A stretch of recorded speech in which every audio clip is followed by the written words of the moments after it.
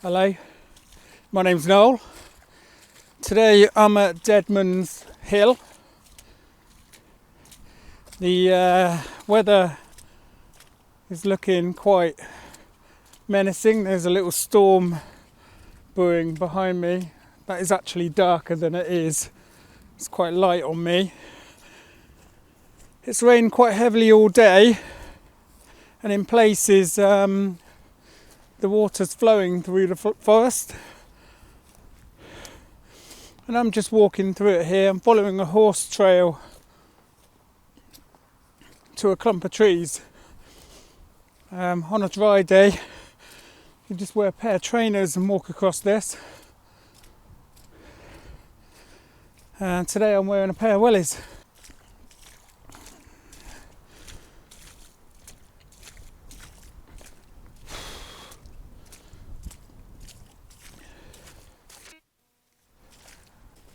So tonight I took a bit of a chance. The sun was out when I left, but it's clouded over a little bit now. And the thing is, that is the truth of with landscape photography. You take a chance. Not every day you get a photo. When you do, and you are rewarded, makes it all worthwhile. And I think that one time that you get a shot that really stands out, whether it takes a month, a week, but it makes it worthwhile. It makes it worthwhile, definitely does. It's quite rewarding. So what I'm trying to do, I've got this little clump of trees behind me. I'm just going to try and find a position where, if I do get lucky, I'm in the right place and I might get the shot, might. But I'm going to just hang about here because sometimes you go home and you see that magic light just comes out of nowhere. I've still got some pretty good sky above me. Don't know if you can see any of that. Yeah, just go with it. So I haven't really got any foreground interest here. So what I might do is just use the clump of trees on the bottom third, and then I'll get more sky because it's way more interesting up there at the moment. It's just, where do I want to be? You just got to kind of walk around and just work it out. I've got a nice clump of trees in front of me. Always comes out good in the shot. It's very local to where I am. So I might not get a shot tonight, but I do want to talk about composition. So the first thing that I do with any camera is I turn on the grid, because it is one of the first things that I use, one of the tools that I use in a camera, mobile phone, even on my drone. I switch it on. It's a handy tool to have to help you find a starting point in taking your photos, and then as you get into your momentum, you then start to find a flow, and then your pictures start to find balance, and before you know it, you're taking great shots. I don't always walk in to a picture. I don't always find it straight away. I always find my picture a little bit later on. I never walk straight into a shot and I find it's going to be an amazing shot straight away. So I have to work my scene. I have to walk around a little bit to find that composition. And what I like to do is just get to a scene and then set the camera up like I've done now. And you can see on the first third, the bottom third of the image, I've actually put the horizon, and then you find that I put the clump on one of the intersections of the grid. Where the lines cross is actually a starting point to find an image, and that's more pleasing on the eye when somebody's looking at your image. There's many ways you can do this. You can flip the camera from landscape to portrait, and the grid works again that way. And again, you put your horizon on one of the thirds, and then one of your subjects or the point of interest in your image on one of the intersections on the grid.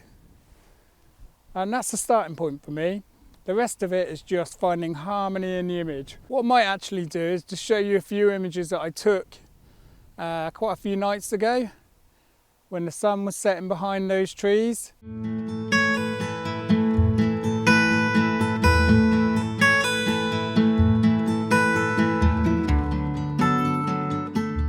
Now it is actually starting to rain, and it has actually got quite dark. So I might pack up now. Good morning. This is another day. So last night I had to rush home because it just started raining. And believe it or not, I've just got here and it has started raining. Just noticed this on the floor. Just a reminder for people out there, do not feed the ponies. It doesn't do them any good at all. So, one of the hardest things I find about photography is getting up and getting out. The most hardest thing. Because you're constantly looking out the window and you're thinking, is this going to happen? Am I going to see the sunrise? And you don't want to go out if it's just going to be overcast and gloomy anyway. So I dragged myself up today. I'm not too far from home. I'm up on God's Hill. It is raining. And I spotted something as I was driving along. And it looks quite easy to isolate. I've got a pair of silver birch trees. I don't know if you can see that. Where the little one is making up for the other side on the larger one. How cool is that? I haven't got a lot of separation between the tree and the landscape behind it, so I'm going to lower the tripod a bit and hopefully get what I need.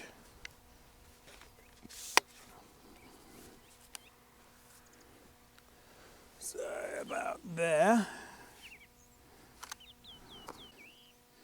So I'm just going to line this up. I think it's going to be a square. It would make a good square shot. Square is cool. So my composition is basically framing a tree bang on in the centre of the image. And I'm trying to make that tree stand out the most in my shot. Second to that, I've got some really nice light kicking off in the clouds in the background. HDR, which I'm about to do, because I really need to lock that focus. I don't want that seeking around while I'm taking my next shot. And I will take the shot again. This is my neutral exposure.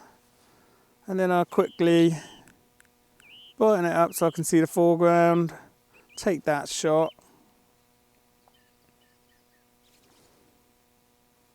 And then I will massively underexpose this shot.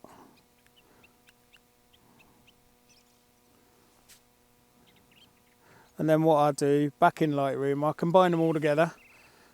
And I'll have a HDR shot. It just means I don't have to use filters. Using a filter over the top of a tree would just look really weird.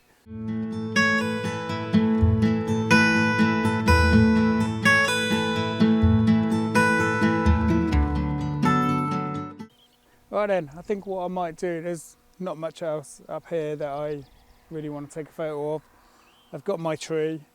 I might come back again later on today. Just keep my options open.